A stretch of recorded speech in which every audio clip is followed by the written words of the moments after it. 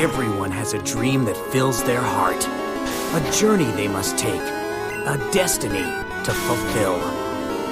As close as your imagination exists a magical place where wondrous creatures with incredible powers help make dreams come true. It's the world of Pokémon.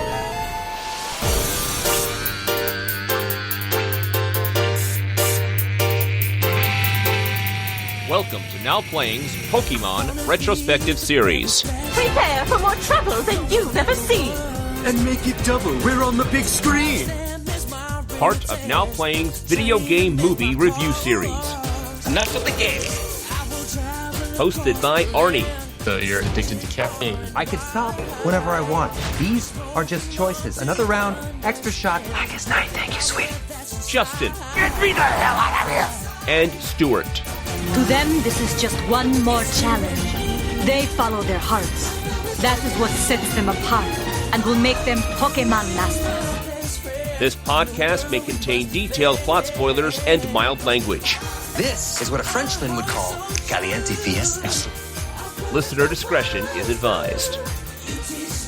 We're gonna do this, you and me.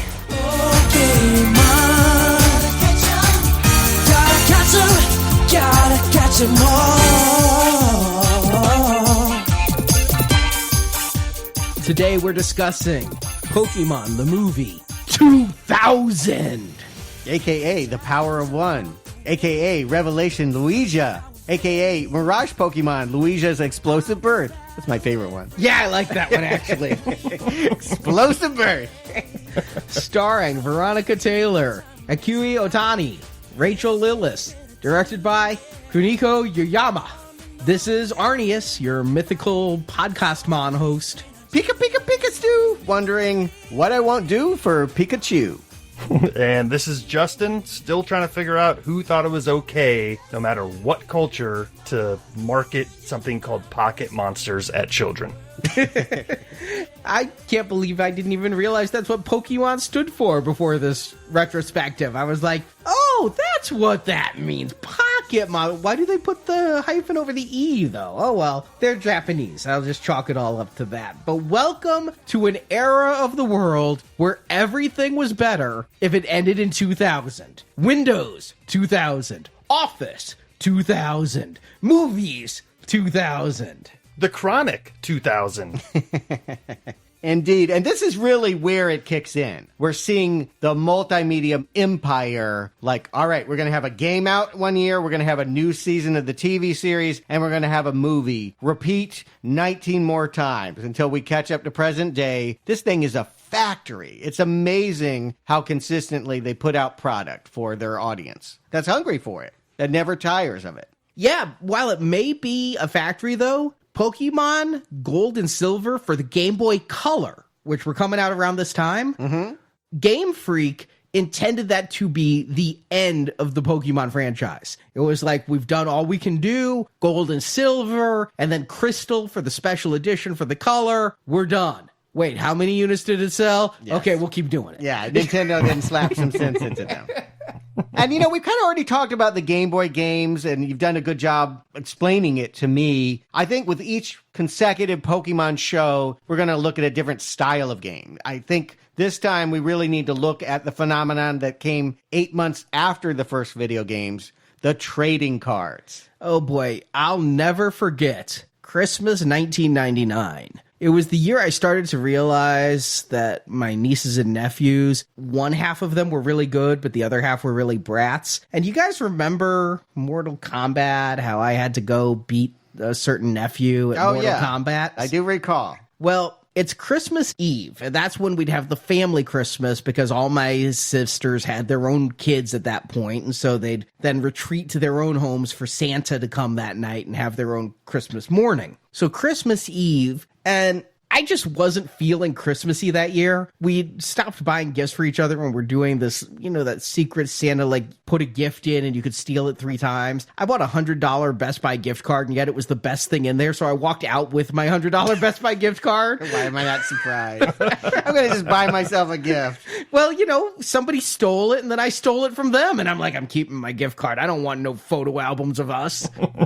But it gets to my nephews, and this year they were way into the Pokemon card game. And this is when it was all over the news. There was a card selling for $100,000. There is one card, like 13 were printed, and nobody knows how many are left, and it's $100,000 card. And so everybody was going crazy for the Pokemon cards. And for Christmas Eve, that's what my sister got her children, one of whom was the one I had to play in Mortal Kombat. And the one you had to beat his ass. Yes, I had to teach him a lesson in Mortal Kombat. Apparently that lesson he learned was not how to share. He was 8, and he had a little brother who was 6. And that little brother opened up the Pokemon cards, and I don't know which one it was, but he had like some super rare card. And the 8-year-old bawled, just couldn't stop crying because his younger brother had a better card than he did. And so my sister, in an act of supreme parenting, took it away from the 6-year-old, allowing the 6-year-old to bawl, and gave it to the 8-year-old.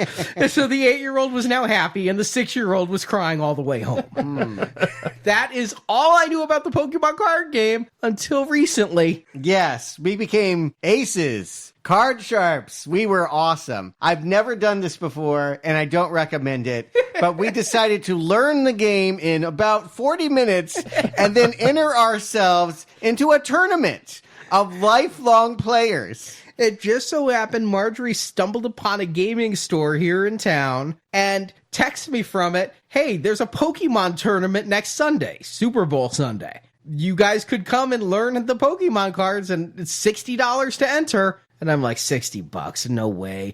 But let me I'll, as a goof, tell Stuart about it. Stuart, we could go spend $60 and enter a Pokemon tournament. What I really thought we'd be talking about this show is on Amazon, I bought something called the Pokemon Trainer, which said everything you need to learn to play Pokemon. I'm like, we'll just learn to play it, and then we'll talk about the card game. Suddenly, Stuart's like calling my bluff. All right, we'll go. And then it turned out it was not on Super Bowl Sunday. It was Saturday, which makes a lot more sense. Only $25. So now we've decided to go within 3 hours of registration for the tournament. I'm in the shower getting ready while YouTube videos play outside the shower on an iPad as I'm trying to cram rules into my head of like powers and level ups and evolutions and hit points. Yeah, it would be like, hey, my baby just learned to walk. I'm entering it into a marathon. Oh, okay. I mean, I just want to color this idea here. Never, to this moment, still not played any of the games, had seen one episode of the show, so had vague understanding, never played a card game other than like a Hoyle deck, like Magic the Gathering, didn't know anything about any of it. 30 minutes of trying to understand the rules and then driving to the store to enter a tournament. You guys, this is like the biggest loser version of Rounders. Yeah, and I learned a lot. I mean, obviously I didn't do well, but I did learn a lot about, I think, how the game might work. It seems like they're pretty similar. Is that fair to say the cards and the way you throw down are similar to the way you would if you held a Game Boy? It's really interesting how they did adapt it. Now, my understanding, I've never played Magic the Gathering, but I found a lot of similarities between this and a Marvel card game I've been playing lately from Upper Deck called Versus. And it appears, from what I can tell, that it all comes back to Magic the Gathering, and they're all just various ripoffs of that rule system. But with Pokemon, what got me was how they had the same things as in the game. Like you could carry 6 Pokemon at a time and the rest you couldn't. And you did an attack and the attack may work, the attack may fail, and you can up your defense and everything. But the card game adds a level of randomness because you have to shuffle your deck and you don't know what you're getting. It also, in the Game Boy game, it's interesting because you can only attack so many times. Like you get 25 times that you can do a tackle, and then you got to get back to a Poke Center and recharge so you can tackle 25 more times. Okay. The way they've done this in the card game is by having energy cards. You get an energy card and you give it to your Pokemon, and then you spend the energy card to do the power. And I found that all really interesting. And we get there to this gaming shop, where it's literally every stereotypical gaming. I mean, there was the bald guy with the ponytail. There was the dumpy girl with the curly hair. There was the guy who still had 80s metal hair. In Dazed and Confused, Matthew McConaughey said, I keep getting older, they keep staying the same age. Well, here, we all got older, but what I'll say is the names changed, but the people stayed the same. These are the exact same people I saw at a gaming store when I used to hang out in the 90s. It's just, I didn't know any of them, but there was still Ponytail Guy. There was still Token Girl. There was still one African American. There was still one child. It was just, and they were all there eating pizza and burgers and ready for Pokemon when we walk in, and they're so happy to have us that we couldn't bring ourselves to say we were on a sociological expedition. They're like, we do this every Thursday. I'm going to invite you to like our Facebook group. That's good to hear. That could have gone one of two ways. You guys could have been the assholes who were crashing their little private event, or they could have embraced you, and it sounds like they did. They were very polite. I don't know that they wanted me to come back next Thursday, Arnie. I mean, it was pretty obvious within seconds. I couldn't open the packs. They were like, all right, so here's the set. We're going to give you 30 minutes to stack your decks. I'm sitting there pulling at the Mylar. I'm like, I'm going to either have to rip it open with my teeth or disappear into the bathroom. I can't even open the decks because it's not that you bring your own. We couldn't have played if it was bring out your treasure trove of Poke cards you've collected for 30 years. That's what the entry cost really was for. Everyone's getting 6 packs, sight unseen. Good luck opening them. And then, yes, you have to organize them into a stack of 40 that will be your arsenal as you face off time and again for 5 rounds? 4 rounds? It was 4 rounds. It was endless defeat for me. I can tell you that. I mean, I did feel kind of like your father as I had to reach over and be like, Stuart, I'll open your cards for you. I felt very, very, humiliated. Did you cut his pizza into bite-sized pieces as well? Yes, I really needed that. People were like, are you guys brothers? They were questions about what was going on there and why, as someone that didn't look like they were having a lot of fun, might be subjecting themselves to such abject humiliation. Okay, I just figured they thought you were my boyfriend and I'd brought you. So that they thought we were brothers. Okay, I'll go with that. Yeah, well, that was what they said to me. But yeah, I got a lot of askance look. But they were very polite. I mean, I want to emphasize, at no time did they make me feel lesser. I just continued to live down to the worst expectations of a new player. Again, I only vaguely knew the rules. And one things I learned about playing this card game, as Arnie mentioned, it's all about power. The first time I went up against a player, I had a deck of 40 with 3 power cards in it. What that means basically is it's like the ending of the last movie. I put my Pikachu out there and the other Pikachu slaps me on the face and I stand there and say, please, sir, can I have another until I am dead? See, what happened was Stuart was very into his cards. I was hanging on every word of everyone around me because I know I'm going inside unseen, and I've been in a couple Gen Con game tournaments. I know how bad this can go. And so I'm listening, and they're like, here are cards of energy. Come up and get as many as you want. And I actually get a pretty tough card, and I show it to this guy there who tried to sell me illicit cards. He's like, if you need any Pokemon cards, you talk to me. I got every card you want. You don't want to buy them from this store. Meanwhile, behind the counter, the owner's like, I ban people from this store for selling things in here because I don't get any money. I can barely make the rent. And this guy out here is like, I got all the cards you want. I'm going to save you a lot of money. You just talk to me. I got whatever you need. They didn't approach me, Arnie. Imagine that. So this guy's looking at Stuart's deck and being like, okay. Finally, this guy is just like, let me show you what to do. And these are maybe the characters you might want to fixate on. I didn't understand I could go and get power to make them fight. So I could literally do nothing but watch this 10-year-old child beat me to a pulp round after round with no ability to do anything. And I, meanwhile, put 50% power in my deck. I'm sitting across from somebody, and I'm like, this is my first time playing. This guy's a hardcore player, and he's like, can you roll your dice further, please? That wasn't random enough. We're in a small, cramped area. There's 3 games going on per table. I don't want to shoot it like it's craps, So I'm trying to just be polite. And he's like, can you roll it further? And then the guy who tried to sell us cards on the DL gave us card protectors. And he's like, give them back to me at the end. Well, I'm not going to put the cards in a protector than spend the time taking them all back out. So I just buy some cheap protectors so that I don't offend anybody. I'm starting the game. I didn't have time to put them all in. So this guy across from me thinks I'm cheating. He's like, why are some of your cards in protectors and some not? I'm like, because I'm out of time. He's like, well, you shouldn't do that. I'm like, I'm not cheating. We're playing too badly to be cheaters. My exact words were, I don't care about Pokemon enough to screw my karma by cheating at it. Record scratch. I'm surprised you were not asked to leave. I beat him.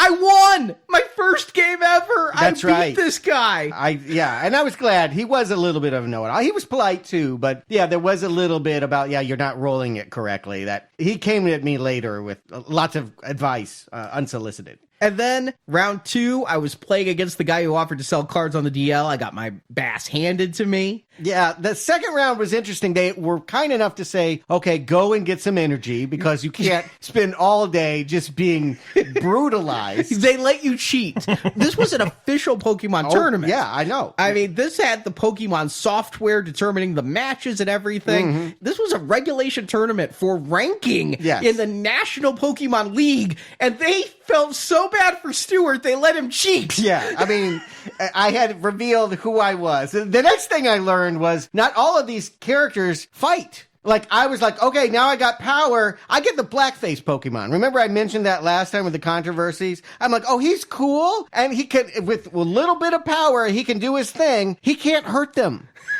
His power is to, like, make them dance. So I literally, the next guy, like, all I could do was keep making them dizzy.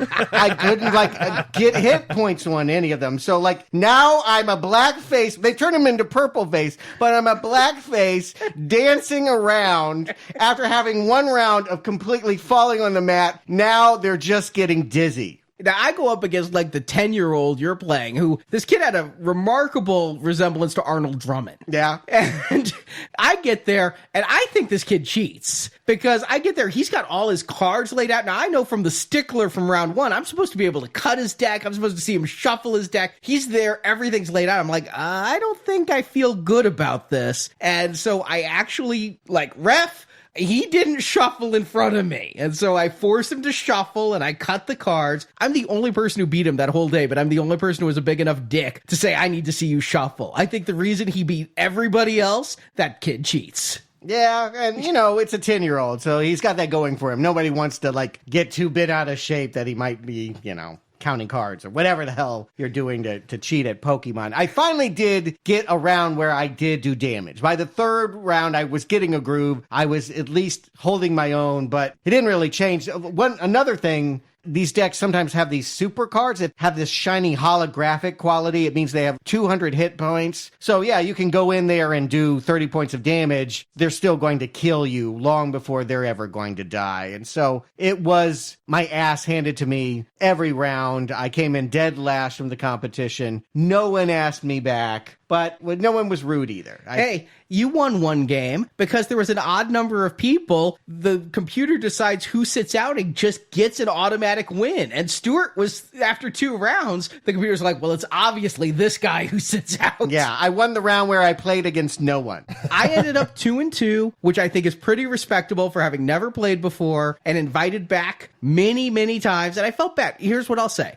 The card game was actually fun. I enjoyed playing it based upon the rules. But the fact that it was a Jigglypuff and a Pokemon and a Clefairy and all that is irrelevant. It was, this card hurts you. I enjoy hurting you in a game. So we're going to play and I have fun strategizing. The reason I'm not playing anymore is I have enough money-sucking hobbies that I don't need to choose to get addicted to a blind packaged game where I have to spend hundreds of dollars on cards and hope I have good enough ones to win. Well, let's talk about that because this is a nice way to segue into my Poke controversy for this episode. All the problems that stem from this card game. Largely, it was a class action lawsuit that parents eventually got very tired of seeing their kids shoplift and literally get into physical altercations and lie and cheat to get these rare cards. Is it gambling? That is what they came at Nintendo and said. Their lawyer insisted Pokemon cards have all the elements of a gambling game, which of course minors cannot participate in gambling in any state in this country. There's a price for you to enter and play. There's an element of risk, and there's a potential payoff because you can get these rare cards you can turn around and sell for 50, 100, thousands of dollars. I will say, after having played this game, it does not feel like a casino. It does not feel like you're rolling a roulette wheel and seeing what happens. There's strategy. You're playing a game. It does involve skill, and you can play with the cards that you're handed with. But if you were not going to play the way we did, which is everyone open 6 new packs, but bring the ones you had, the only way to truly win at that is to have invested. Again, packs are what, $5, $8 each? You're going to have to spend what these kids were doing, $2,000, $3,000 in order to be competitive. Is that gambling? I don't know, but it is morally questionable.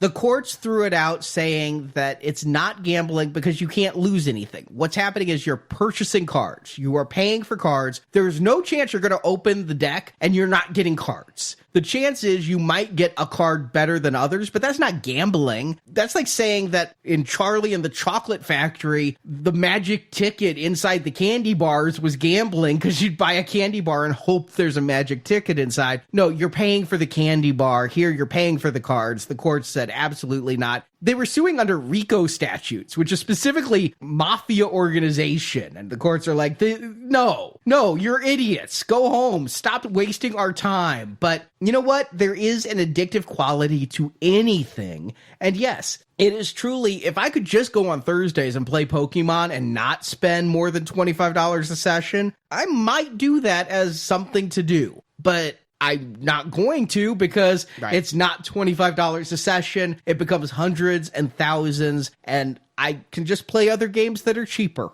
Ultimately, the problem is I would enjoy playing this game if it didn't require me to make it an investment. But that is what it is. And if I were a child trying to play it, it would be very frustrating. Apparently, I did get a good card. There was one guy. No one asked me to come back and play, but someone did want this rare card that I did get in all of my stacks of useless non-fighting dancing Pokemon and no power cards. I apparently did have one cool rare card that he was willing to offer $30 for, so it must have been something good. But that's too much. That's too much for a kid's game for sure, and too rich for my blood for anything. I just don't have that kind of money to throw. I don't do poker nights because I don't like losing hundreds of dollars in an evening. It's just not fun. What's funny to me is with me, they're like, that guy trying to sell me cards is like, we'll have to trade, wink, wink. Uh-huh. With you, they know you're not coming back. Here's $30.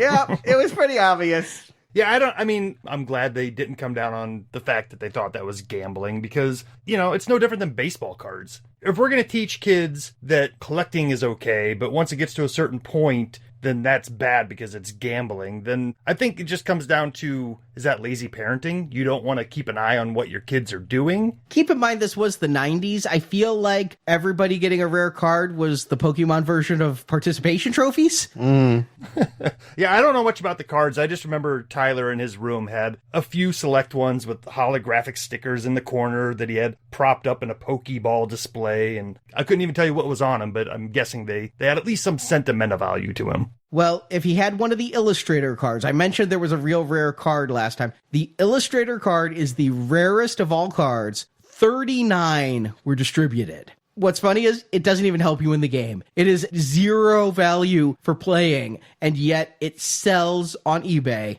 for $100,000. Mm-hmm. Yikes. If he has that one, I'm going to call him. He's going to college. The only other controversy I could find specifically about the card game was that some of them were printed with swastikas. And that was just a cultural misstep because in Asia, in India specifically, that is a sign of good luck. That symbol has lived on longer than the Third Reich, and it had different connotations. Although the Japanese participated with the Third Reich. I don't think they wouldn't know what a swastika was in modern understanding, but there were Pokemon with swastika symbols, and they did have to go back and reprint those decks. So I imagine those are probably worth something too, because, well, we just are uncomfortable with kids playing with Nazis. They can play with Hydra. Moving on, I mentioned that there is a new season of the TV show as well moving into gear, and that's where this movie is going to be based. Season 2, Adventures in the Orange Islands, kind of tweaked the formula a little bit. They changed the rap at the beginning. The animation got a little bit better. Ash got some new friends. There's this guy named Tracy Sketchit, who's, imagine this, a sketch artist, and he kind of replaces Brock for many of the adventures, and they're riding around in aquatic settings. They replaced Brock because Brock had slanted eyes and they were scared people were going to be offended and call it a racist depiction of Japanese people. And then people complained because they missed Brock. And so they ended up bringing Brock back and realizing nobody cared about the eyes. Oh, I didn't know that was the real reason Brock disappeared. They gave some reason that he had to go somewhere else, but maybe he was collecting swastikas. Who knows? At any rate, they also have this nemesis, Gary Oak, who is the son of Professor Oak. Professor Oak is the mentor throughout all of the Pokemon series, and he becomes a much bigger deal as they build up to a new contest. It's the Orange League instead of the Indigo League. And in this one, Ash does get to win some, like he is much more of a hero. But by and large, it's the same show, same idea. Instead of walking on a road, they're sailing around in a boat. That was basically the change that happened. And so Tracy's going to be in this movie that we're here to talk about. And Professor Oak's son, by the way, is from the very first game. When you get your Pokeball from Professor Oak's grandson is there and saying, like, smell you later, Gramps. And he just pops up throughout the game and is like, I'm better than you. And then I keep winning. And then he goes, that's no fair. I'm going to go train more. But he's just this antagonistic little jerk. Mm-hmm. Kind of like my nephew who cries when he doesn't get a card. I was thinking exactly of your nephew. That's who he is. He's the kid you most want to hurt when you play Pokemon again. But he's not going to be in this movie. I mean, again, they designed the TV series so that usually the movie comes out mid-series. And there's no narrative tie into you got to go to the theater to get the ending from the show or anything. It's almost like a standalone episode. And again, in America, it's coming out long after it does in Japan, a full year. In Japan, it was 1999, and that was probably when it was known as Luigi's explosive birth. But here in America, as Arnie pointed out, year 2000, that was a selling point. Y2K and all of that represents was something to build upon. This was P2K. I actually think I remember that from like some advertising slogans. Was the TV series in closer step to what was going on in Japan over in America? Or was it equally off? You know what I'm saying? Like if the movie was a year late, was the series a year behind over here as well? Yes. Okay. It's not like they were current with the TV series here and then getting a movie from last season. Yeah, nobody's going to be shocked that like Brock is gone by going to the movies and then going home and turning on the TV. They would have known by that point, but yes, they are about 6 to 8 months behind what Japanese kids are seeing. All right. But before we get into this movie, there's another god-awful short that we must discuss. This one is at least interesting because I feel like it tried to do what we talked about. Why don't you make something without narration, without dialogue, something that's going to be musical? It kind of feels a little like Fantasia. If, you think the Chuck E. Cheese house band is like the Disney animatronics. I mean, that's the comparative. I'm like, it's a chintzy version of that Disney Let's Explore music through animation classic. I missed Vitamin C. Rescue, you gotta rescue me. It's not awful, but it's no, I need a vacation. But by and large, the only thing that's had above the Pokemon Vacation one is it's half the length. Is it? It feels eternal. And it is just a parade of dancing Pokemon. I mean, the plot, if we must discuss that, is like the humans go to sleep. What's interesting about these shorts is that they completely throw away the human characters, and it's Pokemon's playing with each other. That doesn't ever happen in the series. But this little egg Pokemon, very irritating, falls down a hole, and it's a chance to go to a land where, I don't know, everyone's dancing around. For some reason, they just want to dance around. This really throws me for a loop because, like you mentioned last time, Stuart, you said if you were 7, 8 years old, you could see getting into this. And so coming into this new and trying to get my footing, trying to figure out what age I'm supposed to be to enjoy this. And after last week's movie, I'm like, oh, okay, so it's pretty clear they're aiming for 12, 13, 14-year-old Justin. And then the next thing I see is this, which feels like it's pre-K nap time Justin that they're trying to grab. So I'm still not sure who Pokemon is aimed at, and this is not helping the cause. Mm-hmm. Other thing to point out, and it was kind of a segment I wanted to bring up last week, but it feels more appropriate here. There's so much merchandise. We can't mention all the things they make, but I do want to try every Pokemon show to highlight something unusual, something that you wouldn't think a normal franchise would get to do. You'll notice this little short ends with all these airplanes, right? The credits go and we see ANA Airlines. Yeah. It's because ANA Airlines created a Pokemon-themed flight. You could literally get into a Pikachu plane where all the seat covers and all the food and all the stewardesses are dressed as characters, and you can just go anywhere in Japan in this commercial airline or to America. It actually flew to LAX and back. Strange to me because the people you would think that would be appealing to could not afford a plane ticket. Could a parent justify buying a plane ticket with Japanese prices at that, just so that their kid could have a toy? Wow. Arnie, would you do that? That sounds like something Arnie would do if he was into it. Yeah, if it were Star Wars, could you just fly to the cheapest airport just to get the souvenir? Once upon a time, yes. Okay. However, I learned with the Star Wars Burger King tie-ins that it's actually cheaper to go to eBay and just buy the tie-ins than it is to buy the Burger King food. And in the cases of this, it's usually cheaper. For example, there was a Rogue One helmet that you could only get if you bought a Nissan Rogue. Right. You could actually buy the helmet much cheaper than you could buy a car. And so you could just go to eBay, and that would be what I would do. But you don't get the experience of riding on a Pokemon-themed plane. Yes, I agree. It's not just about what you get a goodie bag. But again, I think what they were selling in the advertisements, even in this little short, the idea is that you could fly to Kanto and live this. I mean, immersive. It feels a step beyond what I would expect children's entertainment to do. And certainly for that price, it would require, I would think, a very rich and guilt-ridden parent to buy a plane ticket for their child to go to Pokeland. I guess it depends where you're going. I mean, there are Marvel cruises, and how much different is it than international people going to Disneyland because their kids want to go see Disney? I mean, it's all relative, yeah. I was going to say a cash grab, but okay. To some people, it's worth it. There's Marvel cruises? Yeah, there's Marvel cruises. Wow, we'll have to discuss that. I mean, we just had Captain Marvel. All right, interesting. But anyway, let's get to this movie. Arnie, give him the plot. Let's get through Pokemon 2000. A Pokemon collector, not just a trainer, but a hoarder named Lawrence, has set his sights on some of the rarest Pokemon on the planet. Per an ancient prophecy about lightning, fire, and ice, Lawrence uses his CGI flying ship to capture the Firebird Pokemon Moltres, the Lightning Bird Zapdos, and the Ice Bird Articuno, all of whom live in the Orange Islands. And doing so upsets the natural order of the planet and threatens a global flood that will kill all life on Earth. Didn't we just have that in the last... Anyway. You know, Japan, water, it's always a threat. The tidal waves. Tsunami, yeah.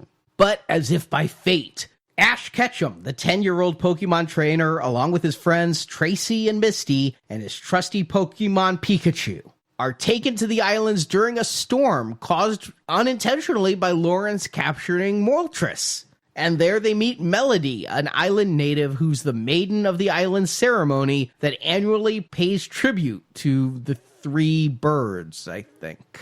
Legends. It's some vague theme. Legends. Okay. As part of a flirtation, Melody picks Ash as the festival's chosen one to go to the islands and retrieve glass balls that will be taken to a shrine. Ash is so excited to be the chosen one, he goes immediately. But he and his friends encounter Zapdos, who's come to Fire Island now that Moltres is gone. Pikachu tries to talk to Zapdos when Lawrence arrives to capture the Lightning Bird. Also captured are Ash and his friends, who discover Lawrence's plan, and as Lawrence tries to capture Articuno, Ash releases Zapdos and Moltres, thinking it will help. Instead, the three powerful birds go to war, fighting each other, which brings up Lawrence's true target, Lugia. Not Luigi, Lugia. Not Robert Loggia, Lugia. Although it should have been voiced by Robert Loggia. How awesome would that bird be? All right, what I gotta do? You want me to flap my wings? Damn it. But Lugia, Pokemon Beast of the Sea. Lugia is prophesized to appear when the three powerful birds fight, but Lugia cannot stop them. He says the only way to stop their fighting and the destruction of the planet is for the Chosen One to get the three treasures to the shrine. And Ash just isn't the Chosen One for the ceremony, but in fact the Chosen One of prophecy. He gathers the 3 totems of fire, electricity, and ice, aided by evil Team Rocket members Jesse, James, and Meowlith, who have decided they want to be good guys to help save the planet. Lawrence uses this chaos to try to capture Lugia, but Lugia destroys Lawrence's ship and returns to his underwater haven. Ash gets the totems to the shrine, which is guarded by a talking Slowking. Then Melody has to play the ceremonial tune, which gets the Power Birds' attention, and they stop fighting, and the birds return to their islands, and Lugia rights the sea currents that have been threatening Earth, as credits roll. Wow! So much prophecy, and ancient scripts, and well, the last one opened with Mewtwo and really just pulled me in with its human drama. This one feels like Pokemon, directed by M. Night Shyamalan. Dense, complicated, too complicated by far. I agree that part of the problem with connecting to this one is that we have a villain I've never seen before or since, Lawrence III. I presume the third is to signify that he's rich and therefore greedy. Like Winston Howell. Yeah. I like that they're making this villain. The interesting nuance you pointed out in your plot summary was that he's not a trainer. Everyone that we see that loves and collects Pokemon in the show are breeders or trainers or people that have a vested interest in seeing those animals get better at whatever it is they're going to do. This guy just likes to amass a collection. And that's quite a thing to put on. I mean, to criticize collectors, that's pot, kettle, you're black. I mean, that's hypocritical. There's nuance in that, Stuart, though, because even amongst collectors, there's a code. Don't buy more than what you need. Help other collectors out. Don't just have a basement full of Tupperware containers hoarding the most expensive rare stuff just so you can be the coolest guy. How expensive are Tupperware, by the way? My mom might be sitting on a gold mine.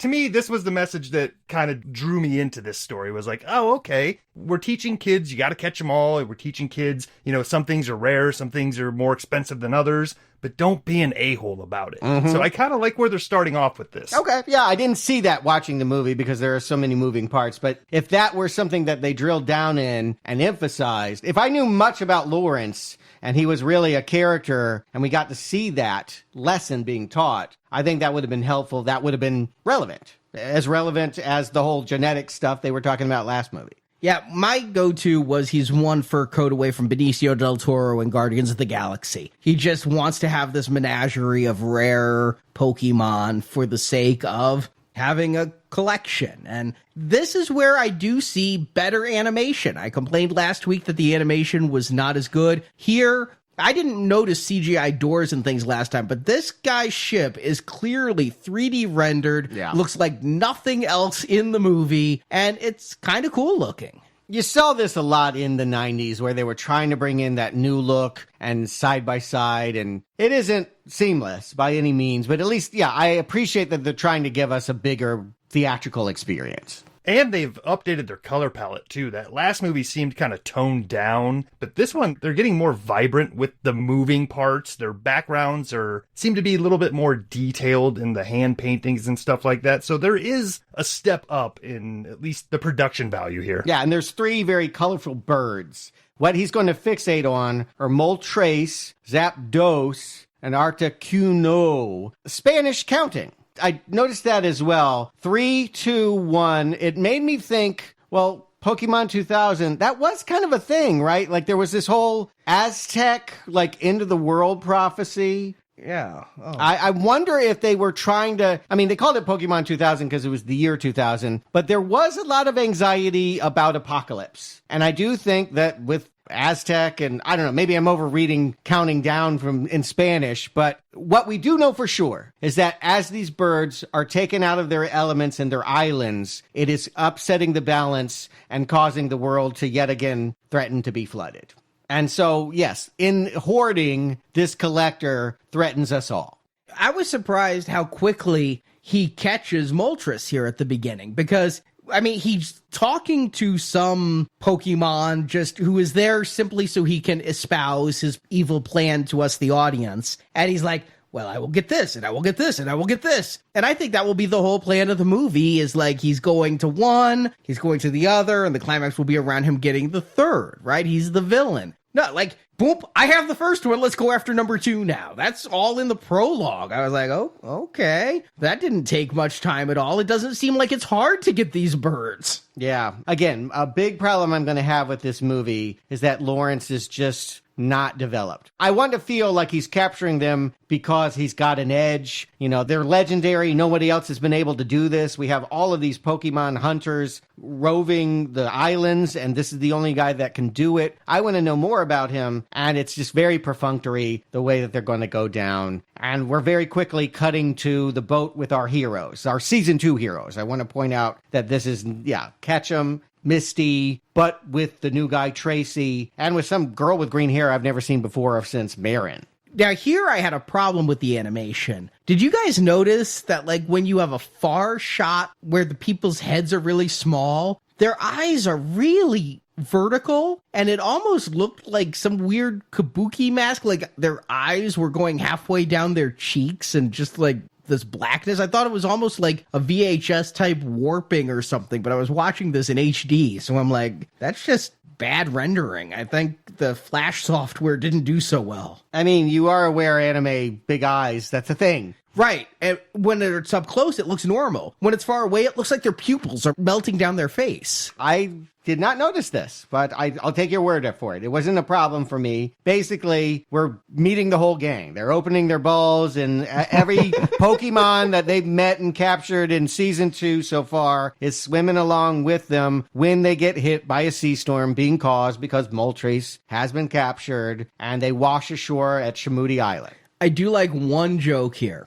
They're opening up and releasing all of the Pokemon, and Ash releases a Snorlax, which is this giant panda-looking thing that's always asleep, and he lands on the boat, and he's so heavy, the boat starts to tip, and Ash has to put him back in. It's all in the background, but it was just this little visual gag that I enjoyed seeing. Plus, Howard the Psyduck is back, so I'm happy. I caught that too. It was just a cute little montage at the beginning to show, things are good for the crew that we've been following for half a season now. And, it's time to let the Pokemon out to play. And yeah, the Snorlax just pops in and out real quick. So I enjoyed that. But my question is at this point, not knowing, are we meeting new Pokemon now? Is this designed for us to be excited about these birds? Are they the new characters? Well, some of the people that he's pulling up, the Lapras, the sea monster that he rides a lot on in the season 2 is there. There are new Pokemon to be excited about, just as the game has introduced 100 new ones. There is, I don't think 100, but there are new characters here along with classics like Pikachu. But the birds are the big deal. Yes, those are the ones to be really excited about. They haven't been seen before in the cartoon.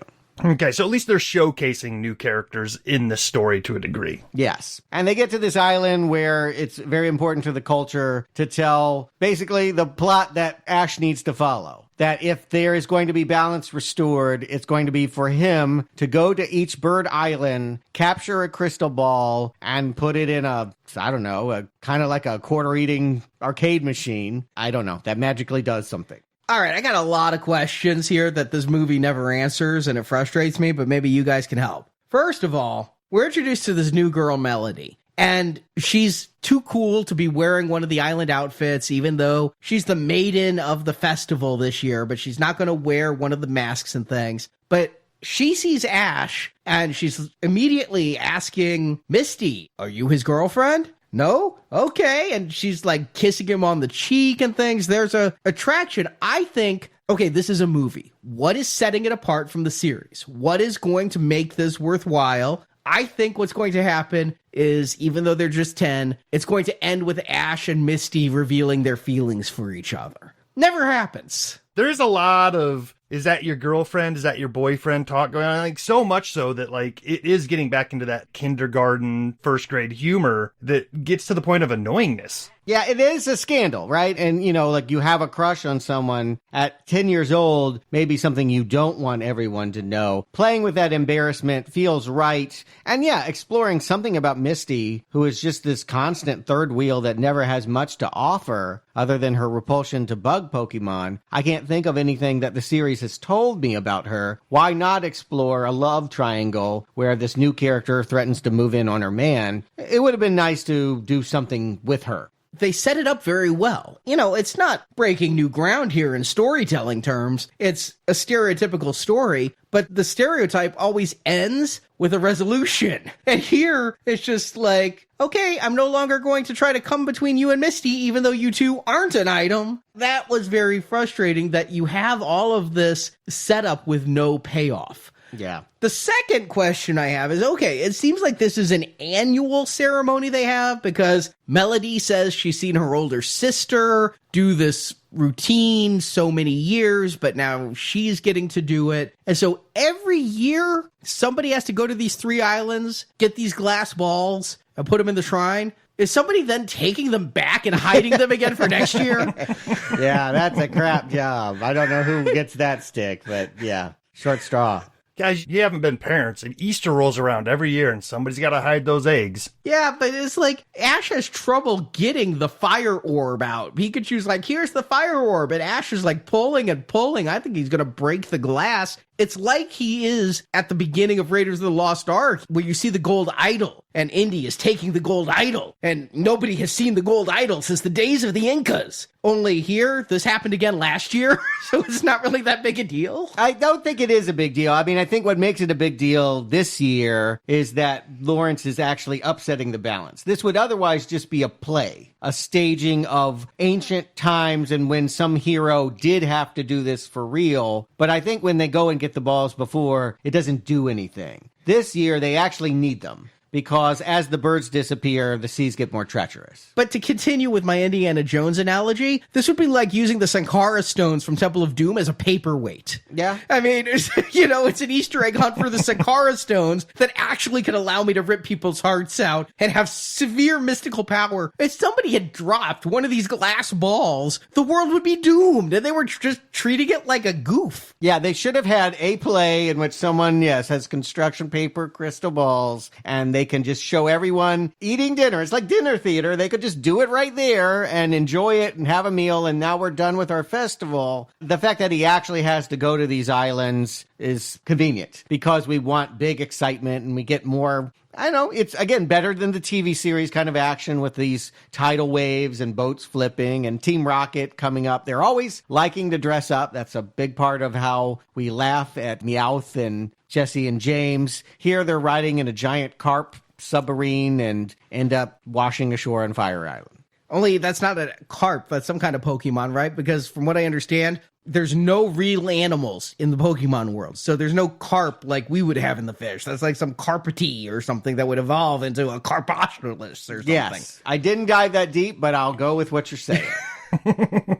And it takes Fire Island for James to finally come out. I thought this was a big step. You wanted big step for the movies. Like it's mentioned that when you get involved with the opposite sex, it's trouble. And he says, quote, "That's the kind of trouble I stay out of." So there you go. There's a reveal. Yeah, Meowth gets a funny thing of like, yeah, these two have each other, so they don't need the opposite sex. Yeah, he took it to a weird place. I'm like, okay, let's stay. I'm like, my dirty mind needs to just get down. We're talking about birds here. Zapdos is about to be grabbed. Let's fixate on the plot. But there's another weird line that Misty says, because Ash is like, let's go to the island. And Misty says, if you want someone to do whatever you want, whenever you want, you should get yourself a girlfriend. I'm like, that's not what girlfriends do. Maybe you should get yourself an escort. But as far as I know, girlfriends just don't go on your every whim and fancy. Yeah, I know. This is not with current mindsets. We'll just leave it there.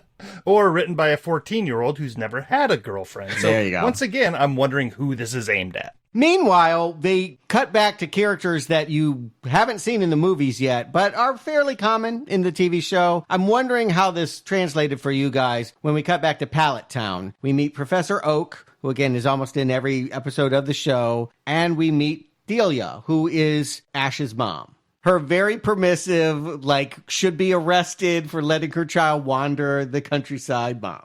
Well, it is different in Pokemon World. It is specifically said in the game that at the age of 10, children are emancipated if they become Pokemon trainers. So it's kind of like Stephen King's The Long Walk, you know? The kids can go out there and be shot and do whatever, but as long as they're in training. But for me, I looked to Justin for this because I'd watched the first episode by this point. I knew both these characters from both the game and the show. Justin, how were you flowing? I think they did a pretty good job of making it clear that this was Ash's mother. So it wasn't that confusing of a scene. I wasn't exactly sure geographically where we were and how far away they were from home at this point, but I think it was pretty clear that this was home. These are people that know Ash and are worried about his well-being. And are being impacted by the same storms and weather conundrums that they are. I love Mr. Mime in this, by the way. Mr. Mime, the rain's coming and Mr. Mime runs away and I'm like, oh yeah, that seems like a Mr. Mime thing to do. I'm afraid of the rain. No, he comes back out with an umbrella for the mom. Not for Oak, but the mom. Yeah, I had a Mr. Mime card in the Pokemon card game. You wouldn't love him if you had him.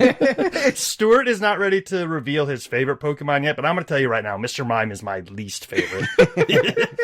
He freaks me out. Yeah, he's very happy to be a slave. There feels something very unsettling with his willingness to prostrate himself for this woman in her garden. I had a problem because he's a mime, and yet he says, mime. Wait, you're a mime. You're supposed to just pantomime, right? It just looks like a Danny DeVito experiment gone awry. I mean, it's just, the anatomy's all wrong, and it's creepy. And they get on a plane because the news is wanting to let everyone know this phenomenon's happening. They will be presenting a lot of the backstory on what the disappearance of the birds means and what we can expect, and this giant river current that is flowing out of the Orange Islands and causing everywhere to go radically from rainstorms to snowstorms to what have you. Yeah, freeze the ocean over. I mean, that's pretty radical for weather. And another CGI graphic here, we see like specific currents of water flowing in a certain way that is causing this problem. But then we cut to a Slow King who's talking and saying things like, I could really use pants. Slow King, yeah. They tease him for a long time. There's just this pink hippopotamus that's just standing outside a relic with a shit-eating grin on his face. I don't know what's up, but he'll stand through, like the weatherman, sleet, snow, whatever is going on. He is standing guard of the place where you bring the magic balls. So this is essentially the finish line for his quest. If he goes to Fire Island, Lightning Island, Ice Island, and successfully retrieves the glass balls, they can actually be used to help with this real weather problem. And the second bird is being grabbed by this point. It's around this time that I finally realize what this movie is. And it's something I liked, which was a surprise because this is not a movie I've really enjoyed so far. But this is a Godzilla movie. And Godzilla movies waste a hell of a lot of time in the first hour where people from space come and grab other monsters you don't care about and haul them away for unknown reasons, all building up in anticipation so that when you finally get your big guy, it's exciting. And the main character of this new movie is not a monster, but in fact Godzilla. A monster that is meant to put other monsters under its control. The great guardian, Lugia. I thought he'd be a bad guy because Mewtwo was kind of a bad guy, but no, he is, someone to get Rodan under control. This story is so convoluted, and the way it's told, and the way we see Oak talking to the mother, and we see Lawrence saying what he wants is to find this rare beast of the sea. I'm having trouble following it. I did end up watching this movie 1.5 times. I watched it the first time, and after 38 minutes, I could bear no more. I walked away. This is about the time Stuart's texting me, can we reschedule recording? Yes, so I can turn this thing off because I'm lost. I'm trying to cram it in before recording. So I then returned to it with a cleaner mindset. And even with a clean mindset, I'm like, I understand kind of what's happening. This guy's stealing birds. That's bad for the earth. Right. But I'm not following all this prophecy chat they're doing. We haven't done the series, and we may never because it's so enormous. We covered the only Godzilla that's not like this pattern. But if you go back to those original Japanese movies, it takes an hour for you to see Godzilla. And meanwhile, you see these like 2-inch little girls that come out of a coconut and and Monster Island. There's always these other monsters and people conspiring. They are building up the idea that there's these 3 badass birds that we don't like. and that we need somebody to corral them and put them under control. And at 48 minutes, that character finally pops out of the water. I don't know why it takes this much disruption, but he's coming out to do Godzilla-like things with the other big birds. It's not as thrilling for me because when you're watching train sets be stomped on by men in rubber suits, that just has a vicarious thrill that's a lot more, it taps into my destruction needs a lot more than this crude animation could. It's not satisfying to watch these bird fights. What's also weird is the way the story is unfolding. Ash is going to get the glass balls before he realizes it's actually important. And he ends up with 2 of the glass balls before he realizes that it's earth-saving, and the only real quest is to go get that third one. It's just, you know what? I'm not opposed to breaking convention. This does not need to satisfy me to follow the rote beats of this happens at the 30-minute mark, this happens at the 60-minute mark, this happens at the climax. But it's just really making it hard to follow as somebody not deep into the Poke mythology. Maybe if I'd been watching every episode, I'd just be like, oh yes, Beast of the Sea. I know him because I bought the latest game. No, you wouldn't know these guys. This is all new. Okay. So it's not predicating on you being a super fan. I think that it's supposed to be cool to watch Electric Bird fly in and have a zap fest with Pikachu. I think it's just, in a Godzilla movie, you introduce all the subsequent monsters in anticipation of the big guy finally showing up. And the human characters always do struggle to stay in the plot. You know, Ash, I feel for him because there's nothing really for him to do other than, they're giving him this go collect the crystal ball things. That seems to matter less than having a beatdown with Big Bird. And I do think that's maybe the disconnect here, is you want Ash to be more involved with the fights we care about. He's not pitting his Pokemon against these legendary Pokemon. It's all for Lugia to do.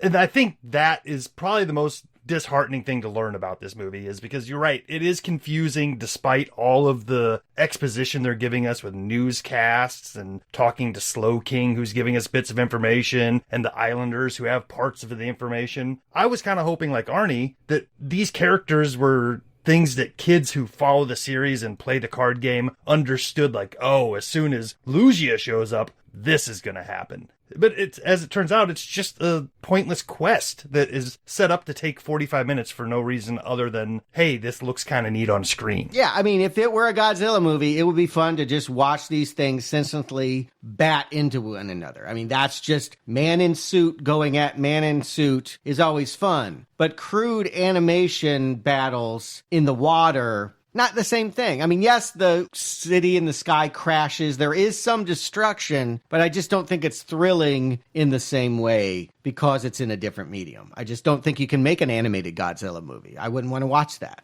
There was an animated Godzilla TV show. Didn't watch it. Godzuki, I remember it. I liked him. Yeah, in here, I agree. It's just not very compelling to watch this story unfold. I just don't feel invested in any character the way I felt in Mewtwo. And again, trying to view this dispassionately. Not what do I enjoy, but is this functioning? The animation, while they have some nice CGI stuff, let's keep in mind, we're 1 year before Final Fantasy The Spirits Within. So they're not breaking any ground on CGI, and this isn't living up to anything like we've seen already at this time, like Bug's Life from Pixar or Monsters, Inc. I think this came out the same year as Finding Nemo. So we've got crude animation and storytelling that's confusing and characters that aren't properly introduced. So far, from a purely analytical standpoint, this movie is failing. Well, how do you feel about Team Rocket trying to save it with some comic relief? Because they decide to rewrite the always comedic villains, but always villainous characters to do a lot of heroics here. And that will be a surprise for fans of the show, that they decide they want to be heroes just for one day. I don't know if the Bowie reference is meant to be true or not, but that's what they say. They're going to go and bust the birds out and try to get Pikachu and Ash across the battleground. I mean, we see them taking an active role in trying to help the plot, while meanwhile, every other Pokemon on the planet is also making the pilgrimage there because, I don't know, we just need a cheering section. There's nothing for them to do. They have no plan, but they sense the end of the world is near and they want to be there to do what they can to stop it. even as the newbie, I got the sense that Team Rocket being good was a big deal. I think what they dialed up here was the extra strained rhymes and all that stuff was just coming off way, way too corny for me. I mean, it was cringeworthy almost every time they did their little back and forth rhyme scheme. Yeah, and this one, they went a little bit meta, which prepare for more trouble you've ever seen and make it double. We're on the big screen. And Ash says something very prophetic. I'll wait for video. Yeah, I mean, they've been known to do that. There were even episodes of the TV series where they were cast in a Pokemon movie, and they're aware that they're in a different medium and have called it out, and I think that can be sometimes fun. It's very Deadpool of them. I mean, it's as close to Deadpool as you're going to get in this. How about that? They have a Weight Watchers joke that got me to smile, but for the most part, they are humor dialed for the youngest members of the audience. And I don't think you're, as an adult, going to be rolling on the ground, holding your belly. I had to wonder, speaking of holding your belly, if that Weight Watchers was a product placement? I don't think so. I just literally think that they were like, well, you wonder what the original was. Yes. That's always the interesting thing, is that we know that there probably isn't Weight Watchers in Japan. So what was the original jokes? What were they actually saying? And why did it become that? I would like to actually have seen a bonus feature with the translators. I had that exact thought in the first movie when they made a Minnesota Vikings joke. I'm like, I wonder what that was originally. Yes, I don't believe the original writers and creators in Japan would have had that savvy for American audiences in their head. Anyway, lots of bird fighting. Not doing a whole lot for me, but I'm trying to enjoy it. I don't like birds, so seeing them get beaten is kind of semi-satisfying. They don't ever have a hand up. It seems like this eternal Sisyphean battle. I feel like they battle for a good half an hour. Mm-hmm. There should be somebody starting to win. Yeah, that is the weird thing as we get to this, is they're going to do the same thing they did with Mewtwo, where kind of like the fight just stops. Like in this case, it takes Melody blowing on a seashell and Ash putting the crystal balls in the slots. But like in a Godzilla movie, I want to see one of them lying on the ground, not getting up. At the very least, I want to see Lawrence getting defeated for having caused this imbalance. He walks away from this scot-free. He mentions the fact that he was a card collector first. His last scene is we see him grab a Mew card and walk off unpunished. Like, that's just wrong. He loses his ship, though. The Lugia crashes his ship. Okay, did he lose his collection? I mean, I guess one Mew card is hurtful for a collector. That would hurt. Yeah, he has to start over. It's not enough. I wanted the moral to be underlined. I wanted for young audiences to understand that he was the bad guy and he had been wronged, and a victory. I wanted a victory, not a musical sequence, which is what we get. Are you suggesting he needed to die for this to make I'm any like, sense? this is a kid's cartoon. Well, I mean, it's not. Again, I would argue it is for all audiences, and kids' cartoons have death in it. I think that, yes, something. All I'm saying is when I watched a Godzilla movie as a child, I love seeing Rodan lying on the ground, and that's what I want here. If 3 birds are going against one, I want somebody not to survive at the end. But it's all about balance and harmony and zen and... Wow. Talking hippo, for some reason, they never used the talking hippo to its potential. He's like my favorite character in this whole movie, too. Yes. I don't know what he's the king of, but I'll bow to him. Yeah, the closest thing we get to a shocking death here is when Lugia is shot from the sky while Ash and Pikachu are riding him, and we're supposed to believe that he's drowning? I mean, he's a water creature, right? Like, they play this all dramatically, like, oh no, Lugia's what? Gonna wake up in a few minutes? I didn't understand that. What about the false sacrifice of Team Rocket, who were hanging on to Lugia like, we're weighting him down, we must be good people and let go and fall into the water and do a sacrifice? Again, that was the Weight Watchers joke, so it was worth it for that. But what I'm saying is, this one feels more battle heavy. It has less science fiction concepts that are made for adults. You will have less to explain to a wee one. You won't have to explain procreation and where you come from and uncomfortable subject matter. So why can't we make the battles more fun? I guess they're still trying to send the message, Pokemon is not about fighting, which is talking out of both sides of your mouth. The TV series is all about fighting and having fun with the fights and, coming back stronger after getting beat down like Rocky. And this is all about don't fight and take rocks to a certain place. And I just am very unsatisfied with Ash being the prophesized chosen one. Like he's Anakin Skywalker here. Will this play out in future TV episodes? I don't know that we'll ever know. Maybe our listeners can tell me if this ever plays out and his chosen one status becomes a ongoing thing. But here, it's just, again, so perfunctory. Ash, you really are the chosen one, and you must go do this. And he does, and then... what? Is he bringing balance to the Pokemon? I want to know. All I know is we're definitely on Fire Island because Disco Queen Donna Summer is coming in with that end theme song, The Power of One, which I just got to say, the best thing about this movie is this song. Do you know that this song inspired a presidential campaign? No. Yeah, I was wondering when this was going to come up. This is awesome.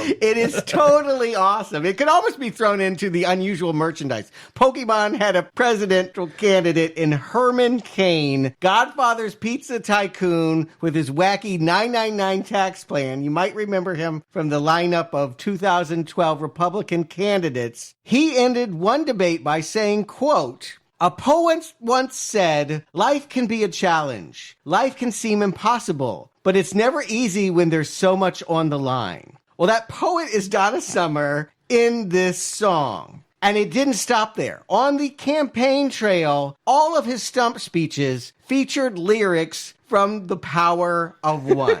I believe it was Rachel Maddow that first called this out. She was like, "What are you doing? Why are you the Pokemon candidate?" And Kane kept saying, "No, I'm quoting music from the closing ceremonies of the 2000 Olympics." No, it's Pokemon 2000, Herman Cain. And only when he got caught, like his infidelities came to light, he had to drop out, did he finally come clean, and in his farewell address to his fans, he doubled down and said, "I believe these words came from the Pokemon movie," and then went and did 2 minutes of the damn song. Like, he's like, "I believe in this song, whatever it came from, this is my message." All right, I actually really didn't like this Donna Summer song, but I was just too dazed, confused, and perhaps I was having an epileptic seizure from all the flashing on the screen.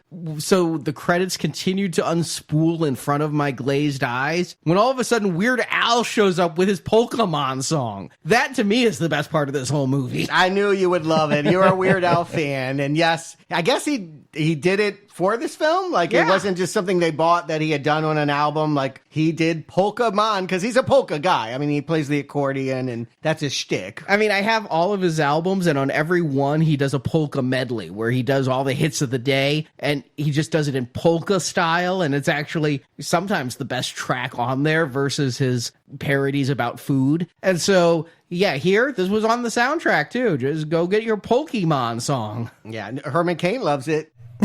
He gives it a 999. It also seems to be hitting the target audience properly, right? I mean, what kid in 2000 gives a crap about Donna Summer? But Weird Al, he's still relevant and might be something fun to have on your CD player. But is this something fun to have on your DVR or in your DVD collection? Justin, Stewart, do you choose recommend or not recommend? Justin. It's becoming more and more obvious that the things I think I want from Pokemon are probably just in the episodes that we're not reviewing. Because what I want just quick half-hour adventures where we meet a couple new Pokemon, we find out what their powers are and why it would be cool to have them in your deck at home. But that's not what we're getting here. We're meeting new Pokemon, but the ones that we do know, we don't get to see them fight. And the ones that are fighting aren't really fighting. They're off in the distance shooting lightning at each other. I'm not learning anything about their powers or what makes them cool or what would make me want to have them in my collection. So basically, Pokemon is just the setting in this movie. There's really nothing super duper Pokemon about this. This could have been any movie with any style of animation and it wouldn't have changed anything. This one almost makes me want to go back and change the last review to a little bit more positive because this is a major step down from that last movie that I did not recommend. So I'm a little scared where the future is going to take us in this series because while the production value was up a little bit and it was a little easier to watch, it's not sucking me into this Pokemon lore at all. I just feel like they're saying, hey, you either love Pokemon and know it, and you want to come along for whatever 75 minutes we've been able to string together here as a story. This is for you. Otherwise, see you next week, kids. So yeah, this one is a major step down, and it actually makes me a little weary about going into next week. So this one's an even bigger disappointment and a bigger red arrow for me. Stuart, what's your haiku say? Yeah, well, I love it. It's going to be a recommend. Collecting is evil and will destroy Earth's balance. Ditto your wallet. I choose Godzilla when I want to see cities turned into ashes. I choose Donna to make laughter out of Cain in a pretty song. Does good really happen if bystanders do not see the power of one? A mild green arrow for those who fear Earth will drown in large bird droppings. I fear that in your haiku writing, you've given a green arrow to a film completely undeserving of such an award. I love it. It's all so good. That's your shtick. Well, I like Godzilla movies, and I do think that this is not Godzilla. It is not. The word mild was used. I said green arrows glow last week. Mild. I can give this a pass. It is a step down. We're all on the same page. This is much more of a muddle. It's not a great way to begin a millennium. But the good thing they have 19 more films to change my tune. For me, this is what I expected. It's funny because it's like I came in and I expected this movie, and it gave me something actually a little bit deeper with some spiritual themes and things that I think would really inspire younger people to think. The last movie. Yes. Okay, yes. So I'm like, not this one. No, I expected this. And then they impressed me with what the last movie had. And then I feel punked. Like, you expect that again? Fooled you. Here's exactly what you expect. It's like if I went to see Carrot Top. Wow. Oh, just let me go. Okay. Already I'm having a major revolt. If I go to see Carrot Top. I'm sorry. And I expect prop humor, and he starts quoting Nietzsche. Yeah. But then he puts a pie in my face. Uh-huh. It's like, I knew I was in for a bad time, and then you made me think there was more to you than there was. Okay. And now I realize I just have pie in my face. Right.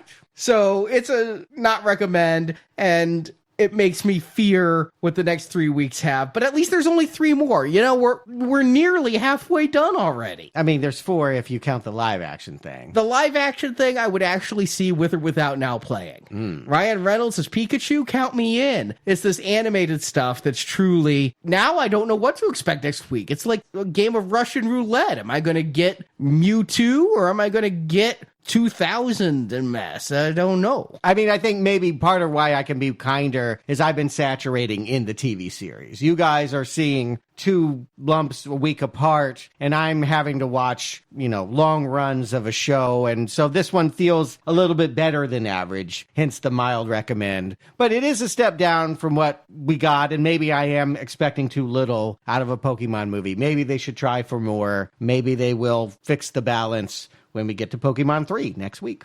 Meanwhile, if you want to watch something very different, why not the Man with No Name trilogy, which we're going to start as part of our Silver Level Spring Donation Series this Friday with a fistful of dollars. I can't imagine the person that loves both movies, but maybe that will light your fire if you didn't love Pokemon 2000. I guess it's you, because you green arrowed this, and I can't imagine. We haven't recorded it as of this. We haven't talked about it as of this. I can't imagine you red arrowing Man with No Name. I'm not going to do that, no. There you go. You're the person you can't imagine. I can't imagine people giving this movie a green arrow either. So, I mean, But yes, it is the start of our spring donation series. Fall, we hardly knew ye. Yeah, I mean, when does it end? But our podcasts are like Pokemon. Gotta catch them all. And if you want to, you can. Silver Level is Man with No Name trilogy starting this Friday. And then Once Upon a Time in the West and Once Upon a Time in America. All Sergio Leone films, most of them Westerns, spaghetti Westerns, and a gangster film at the end there with big name stars, people that you know, Clint Eastwood, Robert De Niro, Charles Bronson's coming back to the podcast, playing a harmonica. And then if you want even more, you can go gold for $25 or more. We're back at the $25 mark, where you get 7 1989 summer films, all the one-offs that we've referenced time and time again, because we've reviewed so many movies from 1989 at this point. But some of them weren't franchises. So let us talk about When Harry Met Sally and Sex, Lies, and Videotape. Dead Poet Society, Honey, I Shrunk the Kids, The Abyss, Do the Right Thing. It was all in one summer, and many of these films were seminal, would set the tone for so much of the films of the 90s and beyond.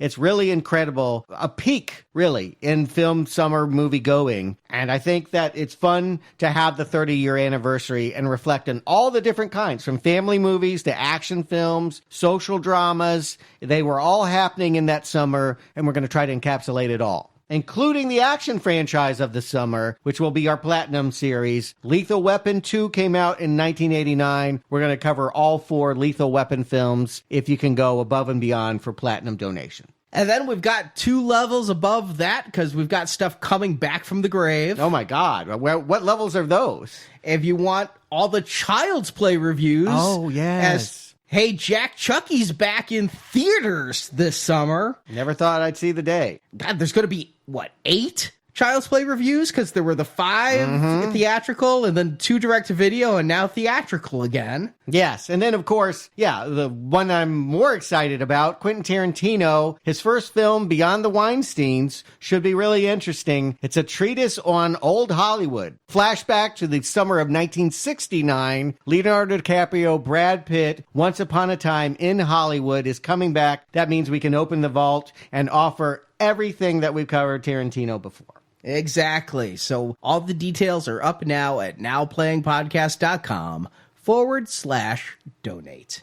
And of course, if you're a patron, $10 or more, you're going to get the Sergio Leone stuff. $25 or more, you're going to get Summer of '89. $50 or more, you get all of it. You get Tarantino, you get Child's Play, you get Lethal Weapon, you get everything we're doing this summer for the time of the donation drive. Plus all the patron exclusive podcasts, and coming up in just a few weeks for that will be big. It's going to be a big show. And so thank you to all our donors and patrons. We appreciate you more than you know. We watch and play a lot of Pokemon because you guys support us. I don't think we would do this otherwise. No, I love you guys. I don't necessarily love Pokemon, but yes, you do inspire me to keep going. Yeah, come for the haikus and stay for the Nietzsche references. Because every Pokemon fan loves them. And Justin Stewart, thank you for joining me. I'm taking my Pokeballs and going home. Game over.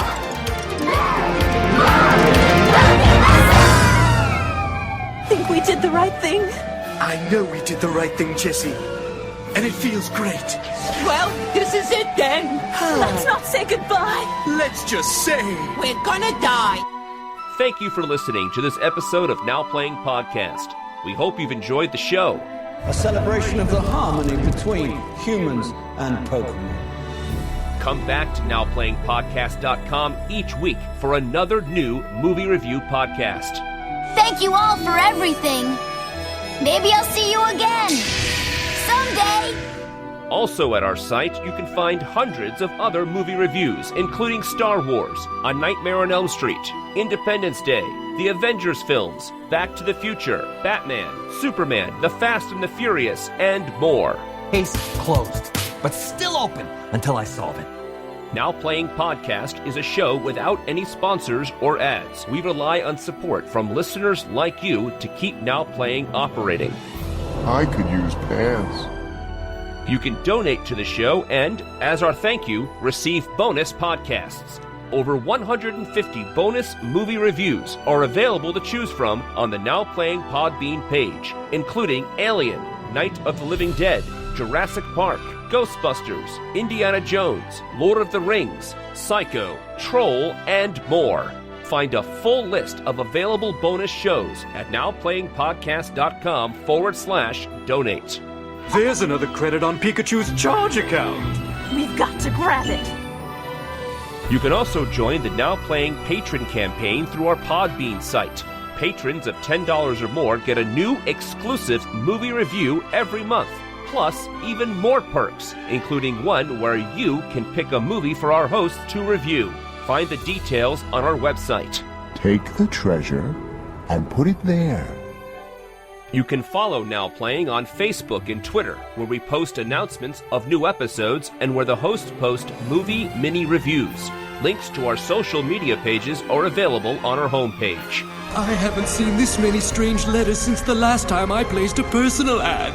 Now Playing Podcast is produced by Arnie Carvalho. Yeah, you're right. I can do it. I'm the chosen one. Associate produced by Jason Latham. He's always the hero. We're always a zero. Now Playing is edited by Stephen, Heath, and Arnie. Humans may have created me, but they will never enslave me. This cannot be my destiny. Now Playing credits read by Brock. Did you just understand me? Oh my God, you can understand me. Stop. I've been so lonely. The opinions expressed on Now Playing are those of the individual hosts and may not reflect the opinion of Venganza Media Incorporated. That's a twist. That's very twisty. Venganza Media Incorporated is not affiliated with the motion pictures reviewed or otherwise referred to herein. All movie clips and music included in this podcast are the intellectual property of their respective copyright holders. They are included here for the purpose of review and no infringement is intended. He's saying you can shove it. What? I can shove it? Now Playing Podcast is an exclusive trademark of Venganza Media Incorporated and may not be used without the expressed written permission of Venganza Media Incorporated. All rights reserved. Listen up. We got ways to make you talk. Or mine. Now Playing is a Venganza Media production, copyright 2019, and no part of this show may be reproduced, repurposed, or redistributed without the written permission of Venganza Media Incorporated. I know you can't understand me, but I will electrocute you.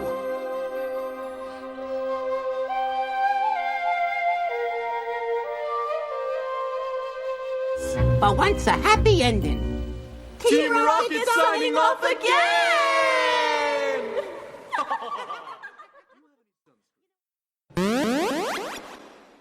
Pokemon Gold and Silver for the Game Boy Color, which were coming out around this time, were intended by Geek Tyrant, the game production company.